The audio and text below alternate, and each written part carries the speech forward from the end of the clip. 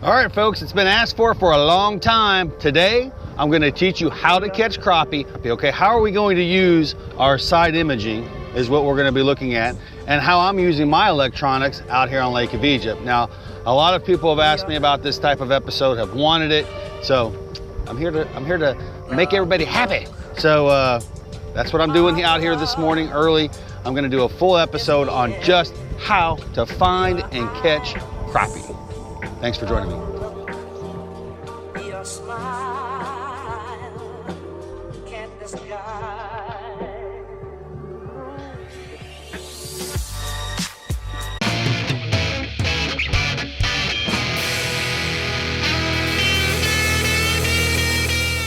Sponsored by ACC Crappie Sticks and Slime Line, advanced formulated fishing line. There are 1,000 ways to do this. This is how I do it. You know, people are going to debate some of the things I might say, but this just happens to be the way that I do it.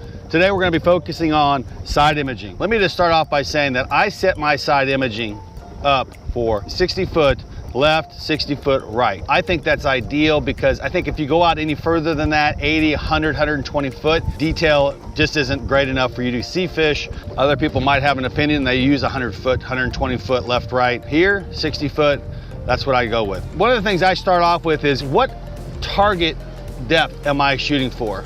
If I'm in the summer, I'm always shooting for roughly around 12 foot, 15 foot. Now, if I can scan 60 foot left of that and 60 foot right of that, I'm gonna hit basically most structure that's within that depth of water column. When it is clear water, you wanna have your imaging display frequency at 800. It really does make a big difference. Now, if I'm in muddy water, I'm going to 455. That makes a big difference on how that image looks. Let's talk about the buoy real quick, okay? You gotta have plenty of buoys in your boat. This is the style buoy I use. I replace the weight on this buoy with a much heavier weight. This is an 8-ounce weight, okay? This thing drops quick. It drops so fast that this buoy actually is drug under the water probably about a foot, 2 foot.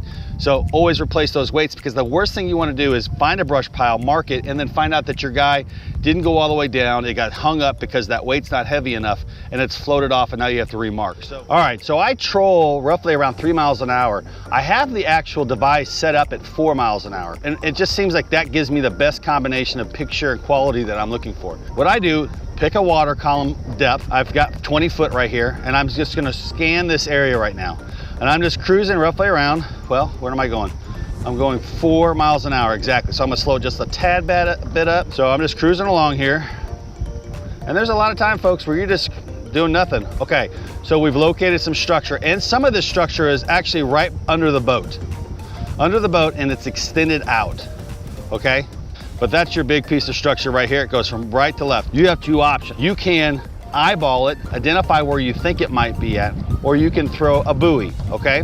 So I think initially what I always used to do was throw a buoy, which I will do right now. So I'm gonna turn around. I'm going back the direction of the mark. These are dips and valleys, folks. And there's the structure again, right there, okay? So I'm throwing my buoy. I'm throwing it not necessarily to hit the target, okay? We don't wanna scatter the fish, all right? So we're trying to target off to the left, a little bit short, shallow, whatever.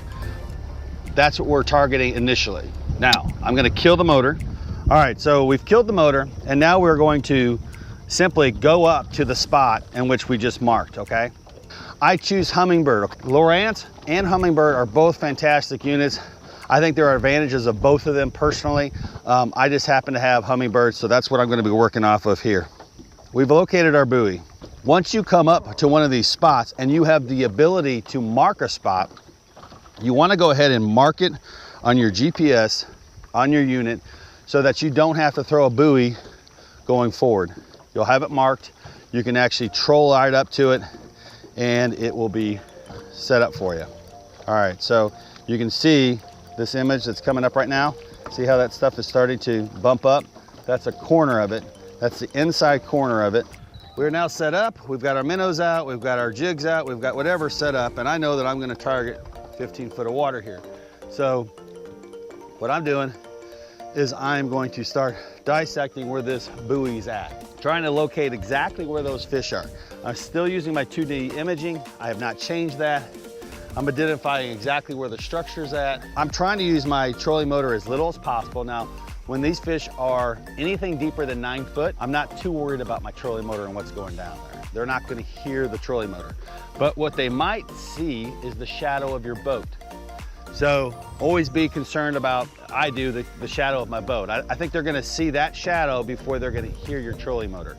If I don't like the position of that buoy based on the wind, I'll toss one out there because I really like the idea of trolling to a buoy opposed to having a buoy sitting behind me. And that's probably one of the problems with throwing it off of side imaging. You're not gonna be exactly on where that buoy's being placed. All right, so we have a really good image off of 2D right now. So this is the main part of the structure. And I'm just, looking to catch a fish and kind of get an idea of where those fish are. So a lot of times in those videos, you'll see me catch a fish and at the same time I'm throwing a buoy, okay? Because that's my true mark on that spot for that particular moment. So I just want to show you basically my setup. Again, I have a clasp, a split shot. I think it's a number 7 split shot, and a number 4 hook. Always using a number 4 hook right now, period. My leaders are roughly around 1.5 feet, 2 foot long. Just seems to work for me. I think everybody's gonna have a little different leader. The reason why I use the clasp is that when I do spider rigging, I can just clasp it right onto my main weight. All right, folks, like I said, we move when we're not catching fish. So we're gonna go searching for another pile. So using my side imaging, I've got 60 foot left and right, and we're trying to identify structure. So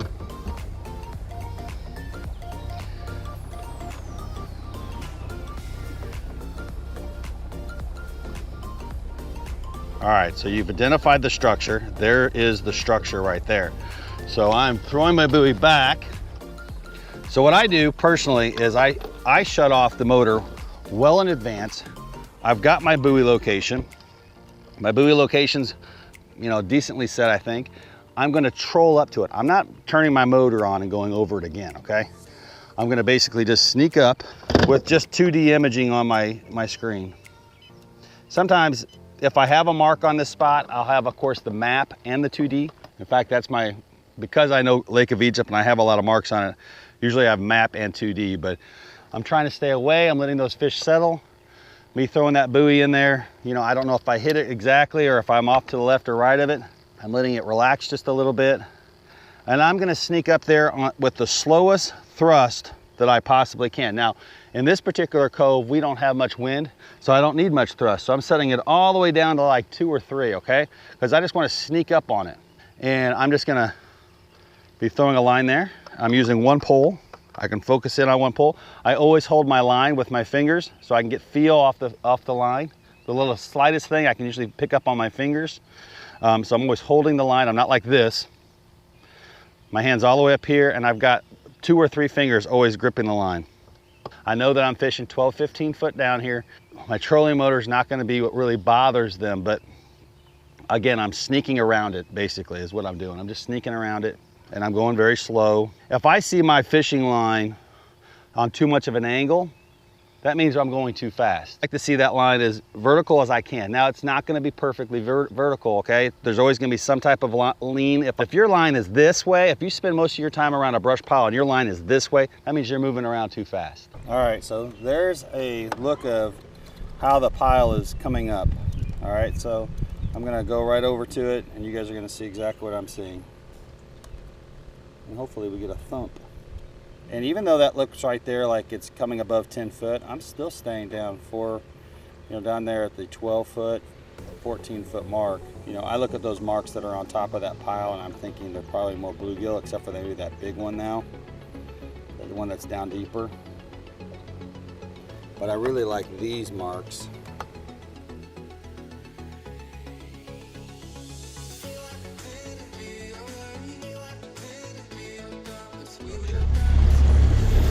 Okay, bam, we've got structure coming up. This is a major structure. And that's what we're looking for, folks, right there. So what I'm gonna do on my unit is I'm gonna come right over here. I'm gonna put a mark on it right here, mark, that's created. And that's the structure that we just passed. All right, so those green marks right there, probably crappie. Nice, long. I'd like to see them with a little red in them. That means they're a lot meatier. I'm guessing, well, they're certainly fish. but I'm guessing they're crappie.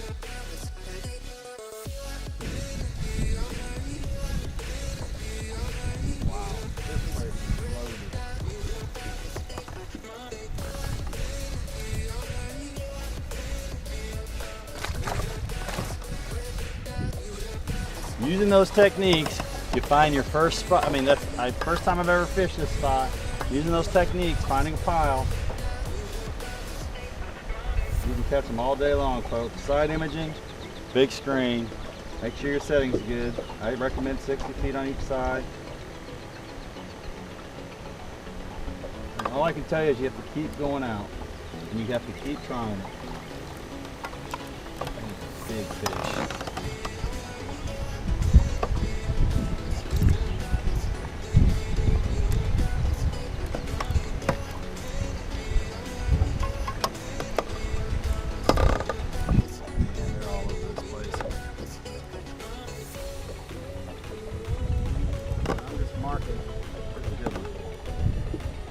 Fish of the day right here.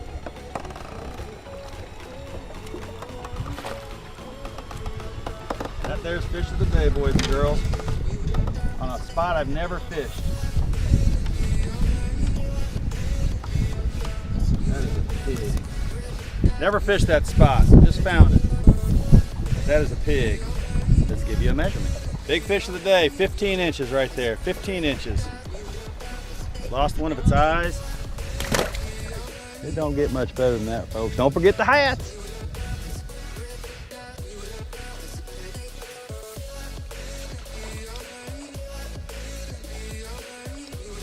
Woo, that's a big fish. Bam! That's about a 13-incher. 3.5.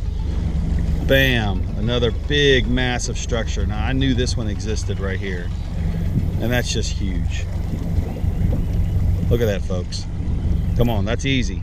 You gotta have side imaging if you wanna be able to do this. If you wanna go around and look for stuff with down imaging, your cone of opportunity is so small, you're not gonna be able to find it. So I've got 60 foot here, I've got 60, that's 120 foot, basically pathway, that anything that falls in that pathway, I'm gonna see on this side imaging.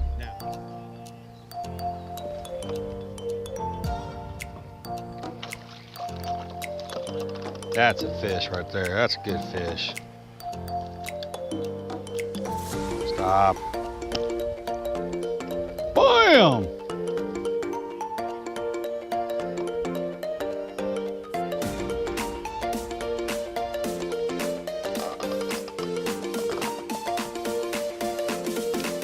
Hey, thanks for watching today. I really do appreciate it. Please subscribe. If you have any questions, please comment below. I have no problem answering questions, and do it again. It was great, it was fantastic, and thank you.